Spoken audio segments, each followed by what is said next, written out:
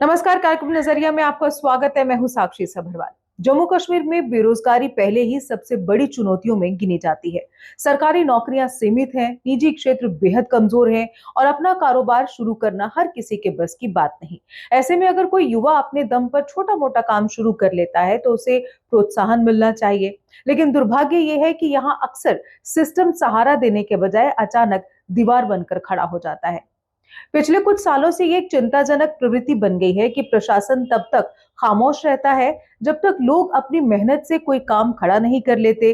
जैसे ही किसी का रोजगार चलने लगता है, अचानक नियम कानूनों की याद आ जाती है और सब कुछ अवैध घोषित कर कार्रवाई शुरू हो जाती है।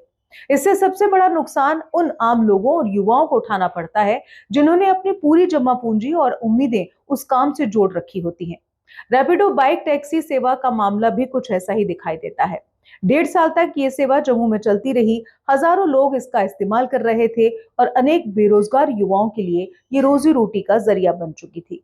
कई युवाओं ने अपनी बाइक और स्कूटी को रोजगार का साधन बना लिया था, लेकिन अचानक प्रशासन को याद आया कि कंपनी के पास लाइसेंस नहीं है और सेवा पर रोक लगा दी गई।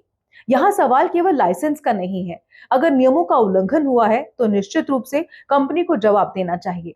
लेकिन सबसे बड़ा प्रश्न ये है कि संबंधित विभाग इतने लंबे समय तक क्या कर रहे थे। यदि सेवा अवैध थी तो शुरुआत में ही उसे रोका क्यों नहीं गया? नियम तय क्यों नहीं किए गए? युवाओं को पहले से आगाह क्यों नहीं किया गया? ये समस्या केवल रैपिडो तक सीमित नहीं है। जम्मू कश्मीर में कई बार देखा गया है कि पहले लोगों को निर्माण या कारोबार करने को दिया जाता है, बाद में अचानक कार्रवाई कर सब कुछ तोड़ दिया जाता है। इससे यह संदेश जाता है कि व्यवस्था में स्पष्ट नीति और जवाबदेही की कमी है। विडंबना यह भी है कि एक और सरकार नशा मुक्त जम्मू कश्मीर जैसे अभियान चलाकर युवाओं को सही दिशा में ले जाने की बातें करती है। वहीं दूसरी ओर जो युवा मेहनत करके ईमानदारी से कमाने की कोशिश कर रहे हैं, उनके रोजगार के रास्ते बंद कर दिए जाते हैं। बेरोजगारी और निराशा का माहौल किसी भी समाज के लिए खतरनाक होता है। अगर युवाओं को अवसर नहीं मिलेंगे तो हताशा बढ़ना स्वाभाविक है। सरकार और प्रशासन को यह समझना होगा कि केवल कार्रवाई करना समाधान नहीं, जरूरत इस बात की है कि नई तकनीक और बदलती अर्थव्यवस्था के अनुरूप स्पष्ट नीति बनाई जाए।